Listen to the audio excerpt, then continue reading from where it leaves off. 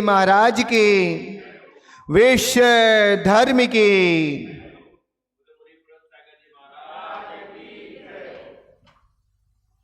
आज पुनः हम सबके महापुण्य का उदय हुआ है। हम सभी इस युग के महान अध्यात्म के राजहंस चरिया शिरोमणि आचार्य भगवान विशुद्ध सागर जी महाराज के आशीर्वाद एवं अनुकंपा से यहाँ पर बैठे हुए हैं। एक छोटी सी घटना है। रामायण सीरियल आता था, है आचार्य रविशरण स्वामी महाराज ने रामायण लिखी है, जैन रामायण, जिसको हम पद्म पुराण बोलते हैं। एक हमारे यहाँ एक विद्वान हुए, उनने अध्यात्म रामायण राम लिखा है। भाई भी आपने नहीं देखी होगी। हो सकता कि आपने ना वाल्मीकि की रामायण देखी हो, ना तुलसीदास की रामायण देखी हो, पर राम चंद्र सागर जी जो हुए हैं डायरेक्टर, उनकी रामायण हर किसी ने देखी होगी।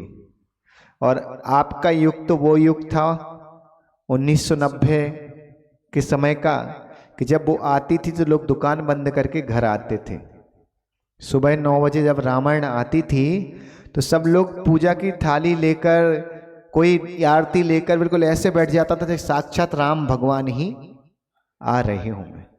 तो रामायण हमारे विश्व का एक ऐसा चरित्र है जिस चरित्र के बारे में हर व्यक्ति ने सुना है, और कई लोगों ने तो इस चरित्र को सुनने के बाद अपने जीवन का चारित्र्य भी बदल दिया है।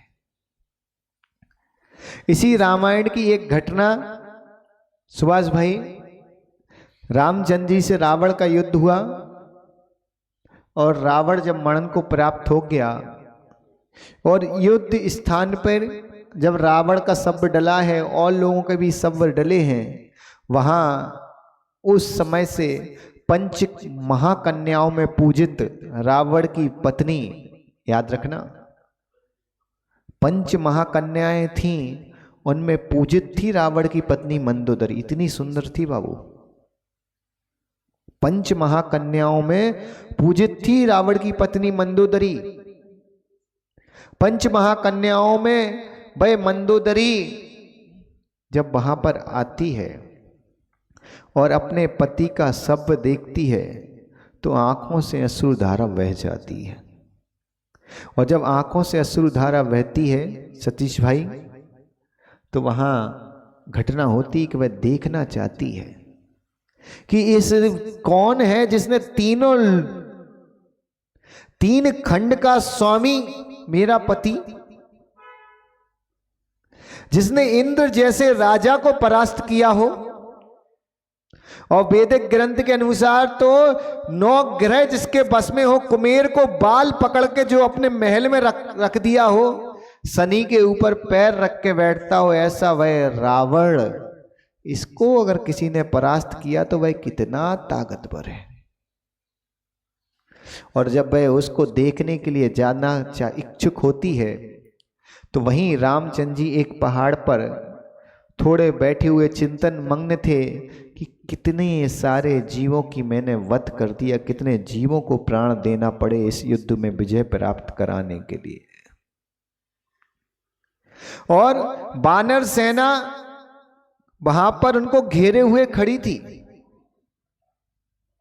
और जब वानर सेना उनको घेरे हुए खड़ी थी तो आप देखते हैं कि मंदोदरी आ रही है तो सब लोग रास्ता हटा देते हैं। और जैसे मंदोदरी राम के पास पहुंचने ही वाली थी कि उससे पहले राम उस तरफ मुंह करके बैठे थे, पीछे से मंदोदरी आ रही थी। राम को एक परछाई देख के महसूस होता है कि कोई स्त्री आ रही है। राम तुरंत झटके से खड़े होते और हाथ झुके खड़े हो जाते हैं और एक ही शब्द बोलते, हे देवी, आप कौन है और मुझे दर्शन दिए एक किस कारण से, आप देखो। मंदोदरी बोलती है कि मैं अभागन रावण की पत्नी हूं, मैं अभागन रावण की पत्नी मंदोदरी हूं। रामचंद्र जी बोलते, हे देवी, क्या बोल रही हो? आप कितनी सौभाग्यशाली हो कि इस युग के सबसे बड़े विद्वान और सबसे बड़े सामर्थवान की पत्नी हो। राम पूछते हैं कि आपका अनायास बिना कारण के यहाँ कैसे पधारना हुआ, मेरे लिए कोई आज्ञा हो तो बताओ।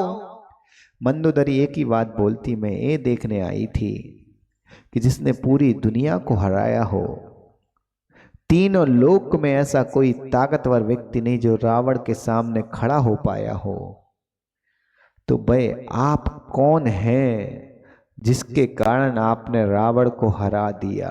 क्या आप में ऐसा है कि आपने रावण को हरा दिया? मंदोदरी की बात सुनते हैं तो रामचंद्र जी पूछते कि आपको पता चल गया क्या है ऐसा है जिसके कारण रावण हार गया? मंदोदरी बोलती, हाँ मुझे पता चल गया। तो राम के भी अंदर जिज्ञासा हुई, ऐसा क्या है जिसके कारण हार गया, मुझे भी तो पता चले मेरे अंदर ऐसा क्या है। मंदोदरी बोलती है, एक वह मेरा पति है, एक वह मेरा पति 18,000 पत्नियों का स्वामी मंदोदरी जैसी सुंदर पत्नी होने के बाद भी दूसरे की स्त्री की तरफ देख रहा है, और एक आप हैं कि स्त्री की परछाई देखकर हाथ जोड़ के खड़े हो गए कि देवी आदेश करें, आपके दर्शन हो गए। बस उसके पास चारित्र नहीं है और आपके पास चारित्र है, और चारित्र की पूंजी जिसके पास है उसको कोई भी संसार में हरा नहीं सकता।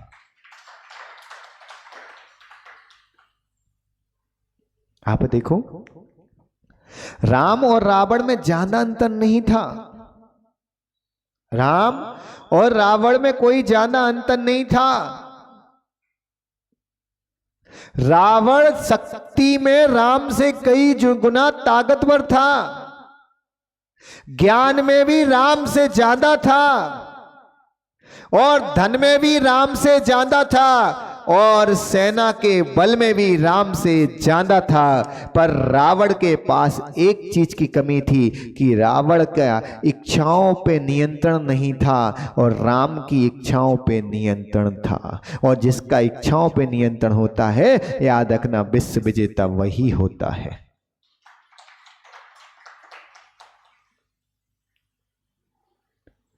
याद रखना सुभाष भाई, राम और रावण में इतना ही अंतर है कि राम इच्छाओं से मुक्त हैं, राम इच्छाओं से मुक्त हैं, और रावण इच्छाओं के साथ है। राम और रावण में इतना ही अंतर है कि रावण ने मनुष्यों का राजा है, रावण मनुष्यों का राजा है, और राम मनुष्यता के राजा है। मनुष्यों का राजा रावण है और मनुष्यता का राजा राम है। और याद रखना, राम के लिए जो पर्याप्त है, राम के पास जो पर्याप्त है वो ही पर्याप्त है, और रावण के पास इतना सब कुछ प्राप्त होने के बाद भी पर्याप्त नहीं है, इसलिए रावण हार गया। जीवन में याद रखना, इच्छाओं को विजय प्राप्त करना ही दुनिया की सबसे बड़ी विजय है।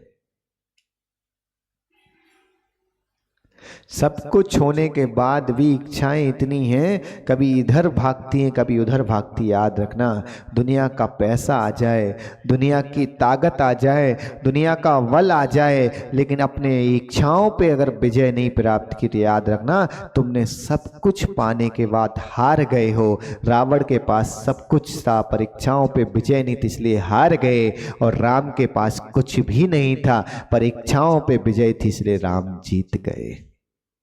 और आप देखो घटना भी कितनी अच्छी है कि रावण को युद्ध करने से पहले से पता था कि मैं इससे नहीं जीत पाऊंगा, क्योंकि ये सब कुछ नहीं होने के बाद, सब कुछ नहीं होने के बाद भी सुखी है और मेरे पास सब कुछ होने के बाद दुखी हूं। मैं तो उसी दिन हार गया था जब मैंने इसकी पत्नी का हरण किया था। रावण को ये भरोसा था लेकिन अहंकार युद्ध करा रहा था, रावण युद्ध नहीं कर रहा था, रावण का अहंकार युद्ध करा रहा था। याद रखो, हमें भी अहंकार ही मारता है, हम अपने आप से नहीं मरते। अगर हम अपने अहंकार को बस में कर लें तो हमें कोई भी नहीं हरा सकता है। इसी मंगल पुनीत भावना के साथ बोलिए आचार्य भगवान विशुद्ध सागर जी महाराज की